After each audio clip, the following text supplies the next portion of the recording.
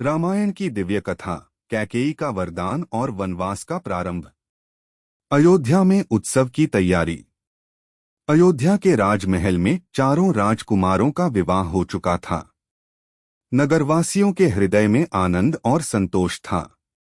समय बीतता गया और राजा दशरथ ने एक दिन सोचा, राम ही सबसे योग्य हैं, वे ही अब अयोध्या के भावी राजा बनने चाहिए। उन्होंने यह बात अपने गुरु वशिष्ठ और मंत्रियों से साझा की। सभी ने सहर्ष सहमति दी। संपूर्ण अयोध्या में यह घोषणा हुई कि राम का राज्याभिषेक होगा। नगर दीपों से सज गया, पुष्पों से पथ बन गए और जनमानस में उल्लास की लहर दौड़ पड़ी। कैकेयी के अंतर्मन में हलचल। कैकेयी, जो राम से अत्यंत स्नेह करती थीं, यह समाचार सुनकर पहले तो प्रसन्न हुई, परंतु उनकी दासी मंथरा ने विष घोलने का कार्य किया। वह कहने लगी, महारानी, क्या आपने सोचा है, यदि राम राजा बन गए तो आपके पुत्र भरत का क्या होगा? आप तो बस राम की माता बनकर रह जाएंगी। अभी भी समय है, राजा ने कभी आपको 2 वरदान दिए थे, उन्हें स्मरण कराइए।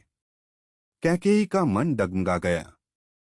मंथरा की बातों में उलझकर वह कोप भवन में चली गईं। दशरथ की पीड़ा। राजा दशरथ राम के राज्याभिषेक की पूर्व संध्या पर कैकेयी को यह शुभ समाचार देने गए, पर उन्होंने देखा कि वह कोप भवन में पीड़ा और क्रोध से बैठी हैं। दशरथ ने चिंतित होकर पूछा, प्रिय, तुम्हारा यह रूप क्यों? क्या मैं कोई अपराधी हूं? कैकेयी ने कठोर वाणी में कहा, राजन, क्या आपने मुझे 2 वरदान नहीं दिए थे? आज मैं उन्हें मांगती हूं।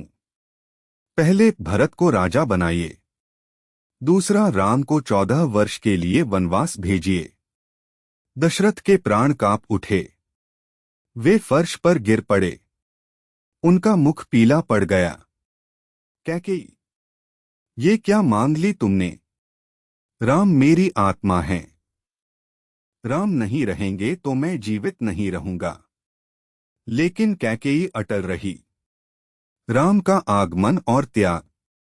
राम को जब यह समाचार मिला, वे बिना एक क्षण की देरी किए सीधे माता कैकेयी के पास पहुंचे।